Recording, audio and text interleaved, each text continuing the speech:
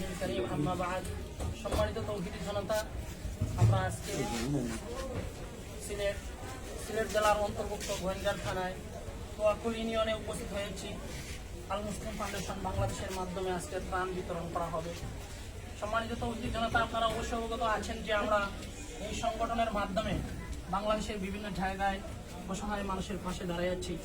আপনারা ছাড়া আমাদের কাছে আপনাদের টাকা দিয়ে, আমানত দিয়ে আমাদের কাছে মানুষের মাধ্যমে পাঠিয়ে দিয়েছেন মানুষের কাছে দেওয়ার জন্য। আমরা আলহামদুলিল্লাহ আপনাদের আমানত রক্ষা করতেছি। এখানে আরও 2-3বার ত্রাণ বিতরণ করা হয়েছে। ওই এলাকায় অসংখ্য মানুষ, এই অসংখ্য মানুষের পাশে আমরা আবারও দাঁড়িয়েছি।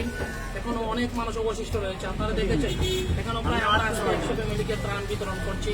তো আমরা সকলের কাছে দোয়া চাই, আমাদের সংগঠনের জন্য দোয়া করবেন। বিশেষ করে আমার প্রিয় বন্ধু মাহবুব সাহেব কানাডা থেকে, ওনার বিশেষ অবদান এখানে রয়েছে।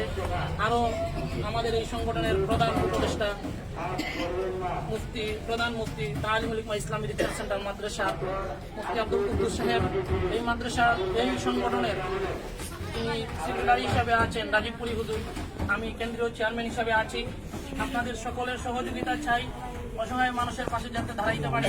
আপনারা আরো বেশি বেশি করে আমাদের সংগঠনের টাকা দান করবেন, আমরা যাতে এইভাবে অসহায় মানুষের পাশে দাঁড়াতে পারি। আজকে বন্যার দিন, আমরা পানিতে ভাসিয়ে আসছে হিসাবে মোটরসাইকেল নিয়ে আসছিলাম, রাস্তার মধ্যে মোটরসাইকেল ডুবে গেছে। তারপরে আমরা আগের এই পর্যন্ত আসছি।